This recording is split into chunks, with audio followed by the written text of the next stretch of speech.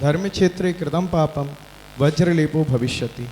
हे भगवान, मेरी जिज्ञासा ये है कि वज्रलेप क्या है? अन्य क्षेत्र के पाप तो धर्म क्षेत्र में वज्रलेप हो जाते हैं। और दूसरी जिज्ञासा ये है कि अगर तो अन्य क्षेत्र में किए गए पुण्य और धर्म क्षेत्र में किए गए पुण्य किस प्रकार फलदायी होते हैं? नमोस्तु महर्षि। अन्य क्षेत्रे कृतं पापम धर्म क्षेत्रे विनश्यति, धर्म क्षेत्रे कृतं पापम वज्रलेपो भविष्येत। भविष्यति नहीं, भविष्येत एक चीज़। इसका अर्थ है किसी भी स्थान पर किए हुए पाप धर्म क्षेत्र में आने पर विनाश को प्राप्त हो सकते हैं, होते हैं। लेकिन यदि धर्म क्षेत्र में ही पाप कर दिए जाएं तो वज्रलेप के समान वो हो जाते हैं। वज्रलेप क्या होता है? बाकी सामान्य लेप जो आप दीवारों पर करते हैं, इसको आप पेंटिंग बोलते हैं, किसी न किसी उपाय के माध्यम से वो ठीक ठाक किए जा सकते हैं।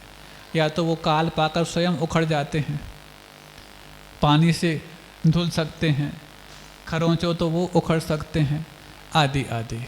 लेकिन वज्रलेप वो होता है जो एक बार किसी भी वस्तु पर हो जाए तो जैसा वज्र, जिसको आप हीरा बोलते हैं, वो उसको तोड़ा नहीं जा सकता, ऐसे ही वज्रलेप को भी उखाड़ा नहीं जा सकता। अब आज जो वज्रलेप होते हैं प्रतिमाओं पर, वो कहने के लिए वज्रलेप हैं, 15-20 साल में अथवा 50 साल में उनका पुनः वज्रलेप कराना पड़ता है। लेकिन वस्तुतः जिस विधि से प्राचीन काल में वज्रलेप बनाए जाते थे वो आज भी उतने ही टिकाऊ हैं जितने कि प्राचीन काल की संस्कार आज टिकाऊ हैं। अब जो प्रश्न किया कि क्या पुण्य क्षेत्र के पुण्य के मामले में ऐसा हो सकता है? हाँ, हो सकता है। अन्य क्षेत्रे कृतं पुण्यम धर्म क्षेत्रे, अन्य क्षेत्रे कृतं पुण्यम धर्म क्षेत्रे विधिग्यसति, और धर्म क्षेत्रे कृतं पुण्यम वज्रलेपो भविष्येत। कैसे? सामान से आप अपने घर में बैठ के जाप दे रहे, माला फेर रहे, स्वाध्याय कर रहे, उसका एक अलग ही, ठीक है, तीव्र मंद ज्ञाता भावादिक्रम वीर विशेषेभ्य तद्विशेषा, ये सूत्र वहाँ लागू होगा। लेकिन अधिकरण विशेष, मतलब जहाँ आधार की बात चल रही है, यदि वो घर को आधार लिया है, पुण्य कार्य कर रहे हैं, तो भी पुण्य बंध तो होगा। लेकिन वही आधार किसी जनालय का ले लिया जाए, तीव्र पुण्य होगा। अतिशय क्षेत्र का ले लिया जाए, तीव्र पुण्य होगा। सिद्धक क्षेत्र का ले लिया जाए और तीव्र पुण्य बंध होगा। और हम सबके जीते जाते पूज्य गुरुदेव जो हमारे तीर्थंकर के समान भी और सिद्धों के समान भी हैं, उनके आशीर्वाद प्राप्त यदि अतिशय क्षेत्र में वो यदि कुछ पुण्य कार्य कर लिया जाए, प्रतिदिन उसके परिणाम सामने आ रहे, एक के बाद एक उदाहरण सामने आ रहे। कोई ना कोई आकर के नया उदाहरण बता ही जाता है। आज भी बताया है, समय पे बताएंगे, प्रश्न भी कर लो। आगामी जिज्ञासा लेकर आ रहे हैं आदरणीय अरुण कुमार जी जैन, भारत जी के श्री चरणों में जिज्ञासा रखें। इसके बाद एक ऑनलाइन। महाराज जी के चरणों में बारंबार नमोस्तु। महाराज जी, राजा श्रेणिक जब भगवान महावीर के समूषण में जाते हैं तो उनके वाहन हस्ती के पैर से एक मेढक की जान चली जाती है। हालांकि वो मेढक भी समूषण में जाने की भावना रख रहा था, और जान जाने के पश्चात वो मेढक एक देव में योनि में चला जाता है और उसी समूषण में बैठे राजा श्रेणिक को दिखाई देता है। तो महाराज जी, श्रावक लोग भी प्रातःकाल धोती दुपट्टा पहन करके और भगवान के पूजन अभिषेक शांति धारा हेतु अपने अपने वाहनों से जाते हैं। उन वाहनों से जो जीवों की हिंसा हो जाती है, क्या उनका भी यही हर्ष होता होगा महाराज जी? नमोस्तु महाराज।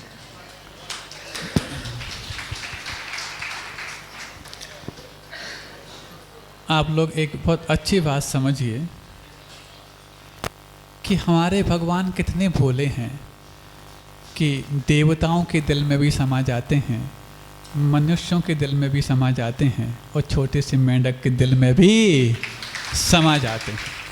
एक बात अब जो प्रश्न का आधार बनाया कि राजा सैनिक के वाहन हाथी के माध्यम से पूजन के भाव लेके निकला हुआ वो मेंढक पूजन कर नहीं पाया, समोसरण पहुंच नहीं पाया, लेकिन राजा सैनिक इसमें मेंढक की तिरछी चाल थी या हाथी ने उस पर पैर रख दिया, ये तो विषय वस्तु अलग है। लेकिन आप ये समझिए पूजन के संकल्प मात्र का भी प्रभाव आप देखो कि पूजा हुई नहीं, लेकिन पूजन का फल उसको पहले ही प्राप्त हो गया।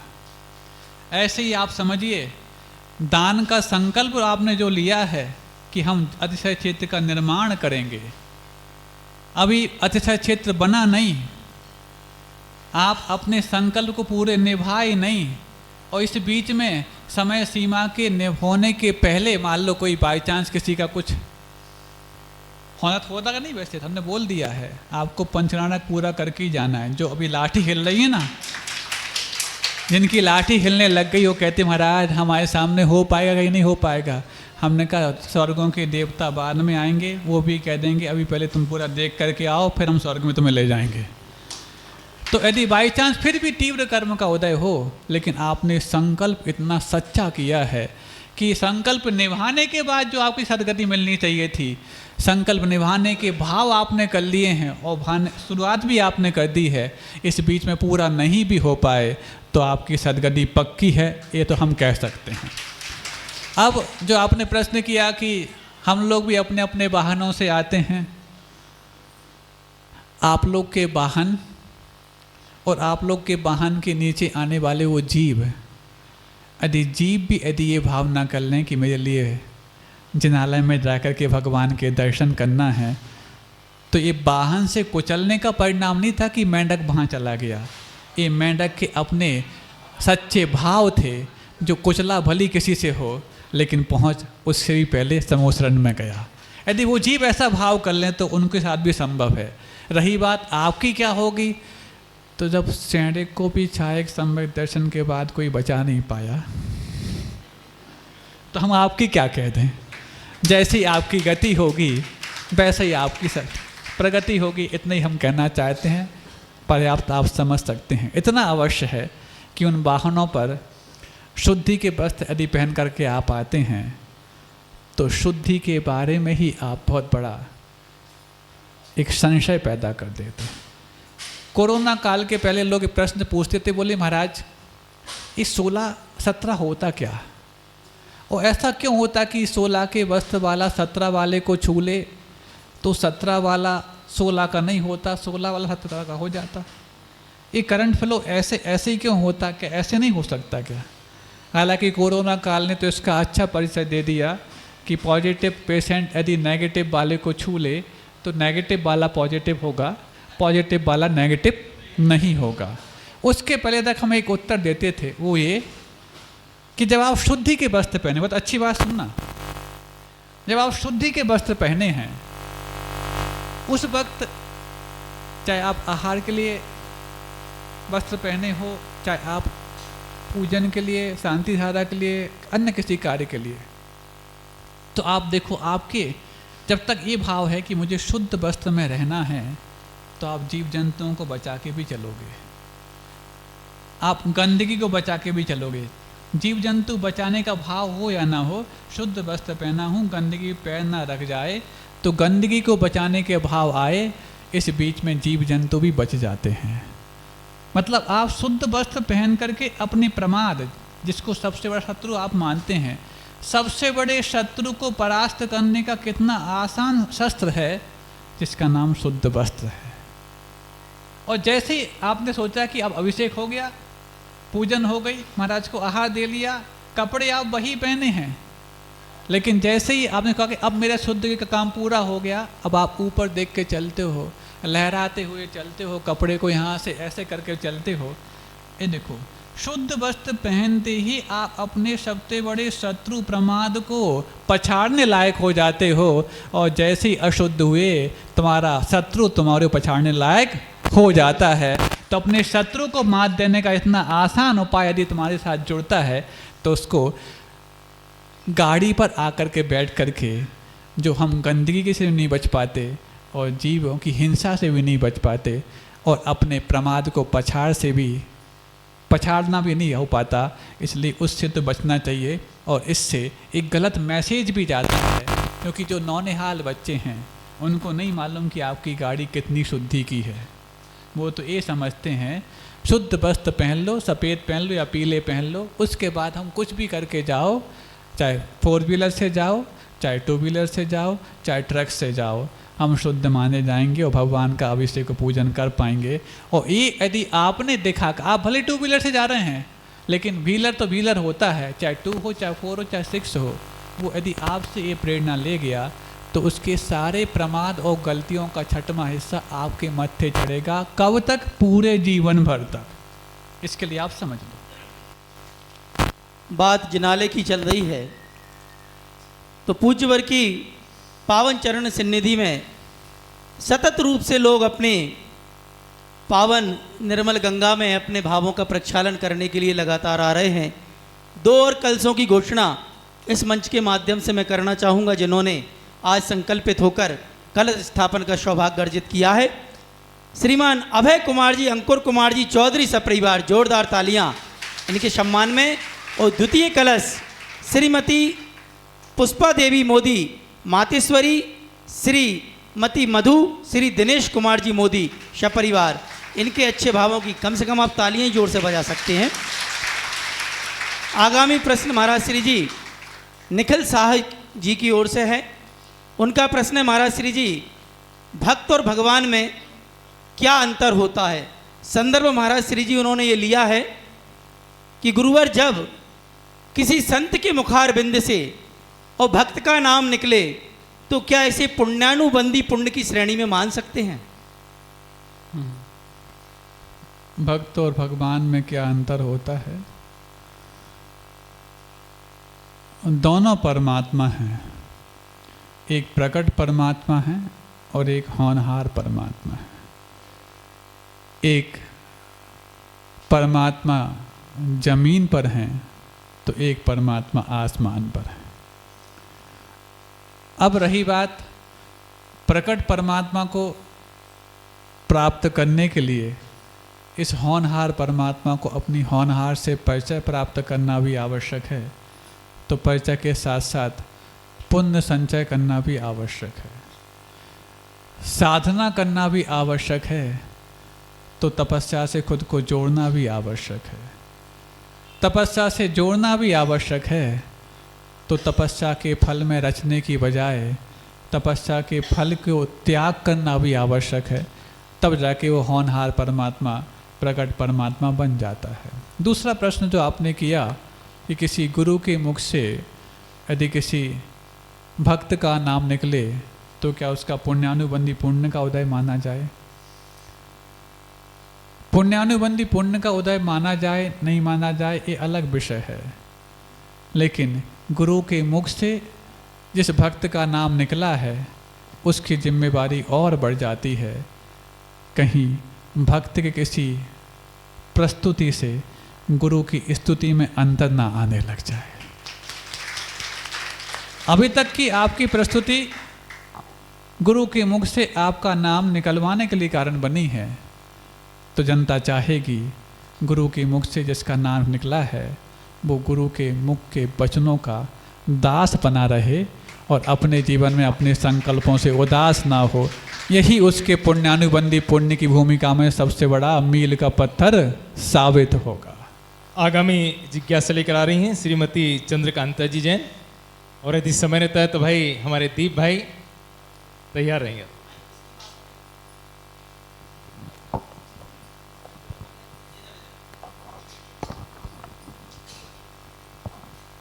मुनि श्री के चरणों में बारंबार नमोस्तु नमोस्तु नमोस्तु।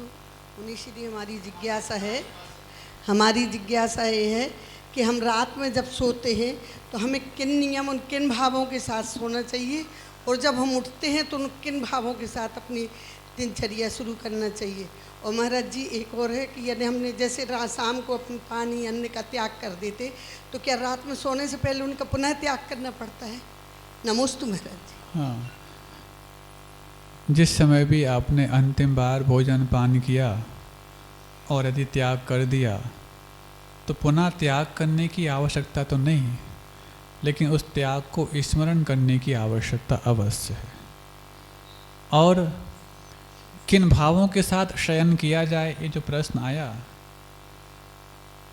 भाव तो यही हो, भगवान एक ऐसा तीव्र कर्म का उदय है, दर्शनावर्णी कर्म का तीव्र उदय है कि मेरे लिए निद्रा की शरण में जाना पड़ रहा है। भगवान वो दिन कब आए कि भले ही सुबह जागृत होकर के जिन्होंने चारों घातियाँ कर्म का क्षय कर दिया है, ऐसे अरहंत भगवान की मैं वंदना पूजन स्मरण करता हूँ, लेकिन वो दिन कब आए जब रात को होने के समय भी दिव्य ध्वनि की प्रतीक्षा में हम 12 बजे रात का जो संधि काल होता है उस प्रतीक्षा में भी जागृत रहें। और प्रतीक्षा में जागृत क्यों रहें? प्रतीक्षा बहुत हो गई, अब तो जागृत होने की ऐसी समीक्षा हो जाए कि कोई भी परीक्षा हो हम अपने सिद्धत्व को प्राप्त करने में सफल अवश्य हो जाएं। ऐसी यदि भावना भाते हैं तो सर्वश्रेष्ठ भावना है। अब सुबह उठते क्या करें? भगवान कैसे तीव्र कर्म का उदय था कि सच्चे देव गुरु शास्त्र का वातावरण मिला, सच्चा जिनकुल मिला, उसके बावजूद भी जीवन के आधे समय में उनके साक्षात सन्निधि से वंचित रहा। जीवन का आधा समय कैसा? आधा समय दिन का होता है, आधा समय रात्रि का होता है। अब वो ऐसा कौन सा पुण्य संचित कर लिया जाए कि बमुश्किल तो जिनको मिलता है, सच्चे देवगुरु शास्त्र मिलते हैं, उनके प्रति हमारी आस्था पनपती है, लेकिन सन्निधि की जब बात आती है तो हम आधे रह जाते हैं। अब तो सन्निधि ऐसी मिले या तो पूर्णतः 24 घंटे और 365 दिन की हो, अथवा स्वयं सतनिधि बन जाएं, एक दिन हम भी आपके पास बैठने लायक बन जाएं। ये भावना भी भाई जा सकती है, क्योंकि भक्त बने रहने के लिए नहीं है, भक्त तो विभक्त होने के लिए है। वैसे भक्त का मतलब तोड़ना होता है, जोड़ना नहीं। कितने भक्त जुड़ गए आपसे? ऐसा पूछो, कितने भक्त टूटे? भक्त समझते हो? इसको इससे विभक्त कर दो, यानी अलग कर दो। गणित जानने वाले समझते होंगे, भाग दिया गया इसका नाम भक्त है, भाग लिया गया नहीं, विभक्त कर दिया गया। किससे विभक्त हुआ? संसार की गृद्धता से विभक्त हुआ, या वहाँ से भक्त हुआ, तब जाके प्रभु और गुरु का वो भक्त हो पाया। मतलब भक्त का मतलब टूटना पहले है, जुड़ना तो आप अपनी भाषा में बोलते हो। किससे टूटे? पतन में ले जाने वाली कषायों से टूटे, पापों से टूटे, व्यसनों से टूटे, संसार के कारणों से टूटे, तब हम भक्त माने जाएंगे। तब जाकर के भगवान भी कहेंगे तुम्हें भक्त रहते रहते बहुत समय व्यतीत हो गया, तुम तो अब भगवान बनने के अधिकारी हो चुके हो। आपको जानकर प्रसन्नता है कि पूज्य गुरुवर बिल्कुल वैज्ञानिक आधुनिक टेक्नोलॉजी मैथमेटिशियन के रूप में सारी शंकाओं का, जिज्ञासाओं का समाधान करते हैं। जोरदार तालियों से हम गुरुवर को बारंबार नमोस्तु करते हैं। अब अपनी आगामी जिज्ञासा लेकर आ रहे हैं, जिनको निरापक पूज्य मुनि श्री 108 सागर जी महाराज ने लालटेन की उपाधि से विभूषित किया है। ऐसे हमारे भाई दीप टड़ैया जी आगामी जिज्ञासा लेकर आए।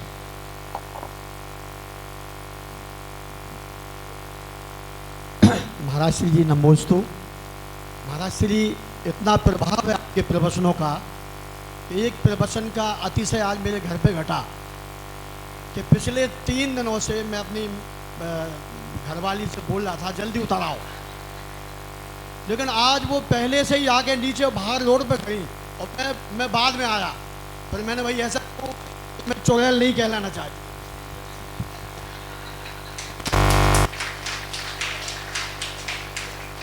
महाराज एक शंका है, जो एक समस्या है समाज की, देश की, कि पूर्वाग्रह एक बोझ है जो अतीत को भ्रमित करता है, भविष्य को आशंकित करता है और वर्तमान को दुर्गम बनाता है। इनसे कैसे बचें महाराज? पूर्वाग्रह, हाँ, पूर्वाग्रह कहो अथवा धारणा कहो। धारणा कैसे बनती? कभी आपने, हालांकि एक बार कभी जिक्र किया हो तो नहीं, लेकिन नहीं किया तो आप नई बात सुन लो। कभी आपने सर्कस में जो हाथी लाए जाते हैं, वो हाथी बड़े रूप में नहीं, बचपन के रूप में लाए जाते हैं। वो उनको एक रस्सी से बांध दिया जाता है, मोटी रस्सी से, और रस्सी से बंधने के पश्चात जब वो रस्सी तोड़ने का प्रयास करता है, खंबे से बंधी है, तोड़ नहीं पाता। बातें नहीं करो, तोड़ नहीं पाता। अब उसका धारणा बन जाती है, ये रस्सी मुझसे टूटती नहीं। रस्सी उतनी ही मोटी है, खंबा वही है, और हाथी बड़ा होता जा रहा है। अब वो बहुत बड़ा मुस्तंड हाथी हो गया। ऐसी रस्सियों को एक साथ वो एक झटके में तोड़ सकता है, लेकिन वो पूरा ग्रह से ग्रसित है, ये रस्सी मुझसे टूटेगी नहीं। रस्सी से पैर में बंधी है, खंबे से छूट भी चुकी है, तो भी खंबे के चारों तरफ चक्कर लगाता रहता है। इसलिए उसका दूसरा नाम स्तंभे रमा, यानी जो स्तंभ में ही रमण करता रहता है, ऐसा कहा जाता है।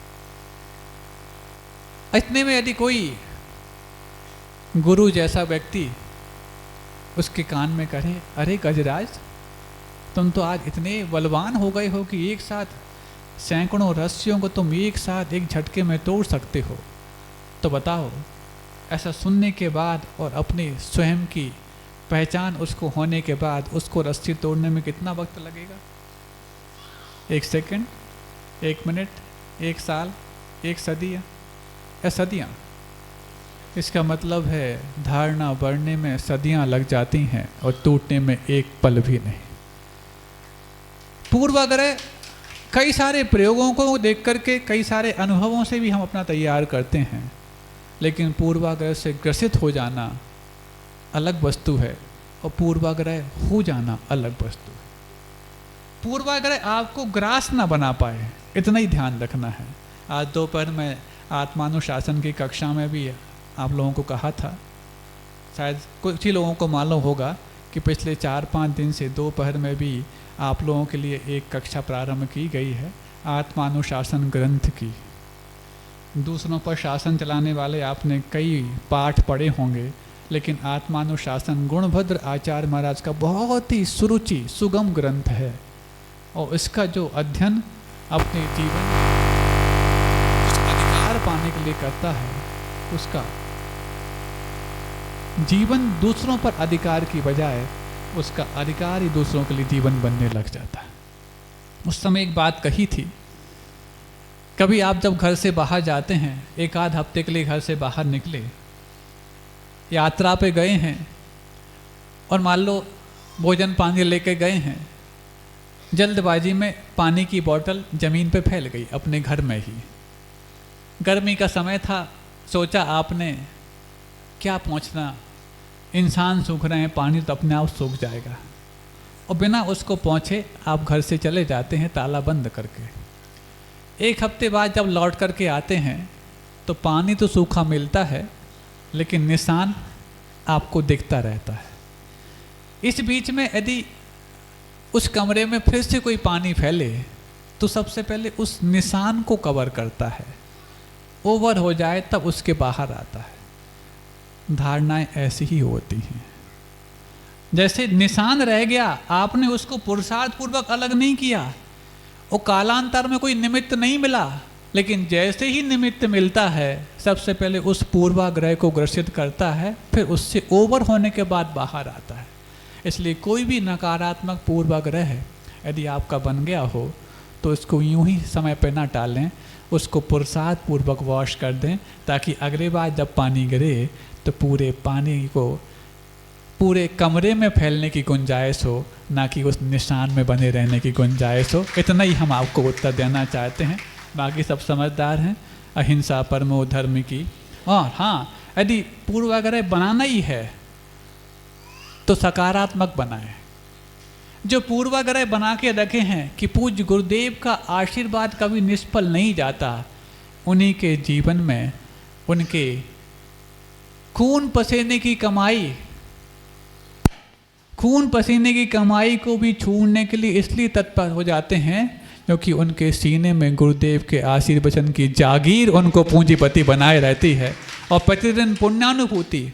अब शुरुआत में एक प्रश्न आया था कि महिला समाज की सदस्यों ने मंदिर के पुण्य द्वार को खोलने का जिम्मा अपने कंधों पर लिया है, उसी का परिणाम है कि सबकी भावनाएं इतनी प्रसूत और पुण्यमयी हो गई हैं। अब मान लो सबने एक एक का संकल्प लिया है, समय 2-2 साल का लिया है। प्रश्न ऐसा आया था कि यदि मान लो उस व्यक्ति के पास आज पूरा 1 है और वो जमा कर सकते हैं, लेकिन समय सीमा चूँकि हमने 2 साल की ली है तो आज जमा करने की क्या आवश्यकता, इस साल 50 जमा कर दो, अगले साल 50 जमा कर देंगे, ऐसा मान करके यदि वो रखे बैठे हैं तो उसका क्या प्रभाव पड़ता है, और तुरंत जमा कर दे तो उसका क्या प्रभाव पड़ता है। तो उत्तर दिया गया था, हम अपने ही भावों में सामर्थ्य होने के बावजूद यदि उसको रोक के रखते हैं तो विघ्न कर्णम अंतरायस्य। विघ्न उपस्थित करने का नाम अंतराय कर्म है।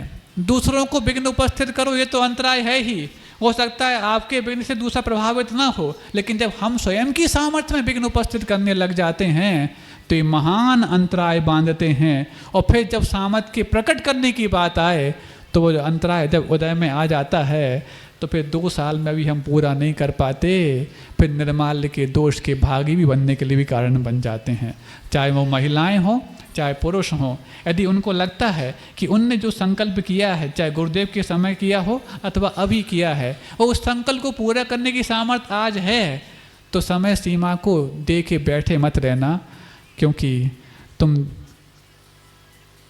किसी से डरो या न डरो, कर्मों से अवश्य डरना, क्योंकि किए हुए कर्मों का फल तो भगवान को भी भोगना पड़ा है। भगवान से नहीं डरते कोई बात नहीं, कर्मों से डरना अवश्य आना चाहिए, क्योंकि जब छुप करके किए हुए कर्म छप कर के सामने आते हैं तो छप्पर फाड़ के भी कोई बचाने आए तो बचा नहीं पाते हैं। अहिंसा परमो धर्म की। जल्दी जल्दी हल्के हो जाना, ये मत कहना महाराज बहुत समय सीमा दी थी, अब जल्दी की बात क्यों कर रहे हैं। समय सीमा उनके लिए है जिनकी सामर्थ्य अभी नहीं है, ताकि समय सीमा के भीतर हो जाए। और जो सामर्थ्य होकर बचा के रखे हैं और जमा नहीं कर रहे हैं, वो सामर्थ्य कमजोर करते जा रहे हैं। ये भी आगम के वचन हैं। बोधि समाधि परिणाम शुद्धि स्वात्मोपलब्धि शिव सौख्य सिद्धि चिंतामणिम चिंतित वस्तु दाने त्वां वंदे मानस्य ममास्तुते।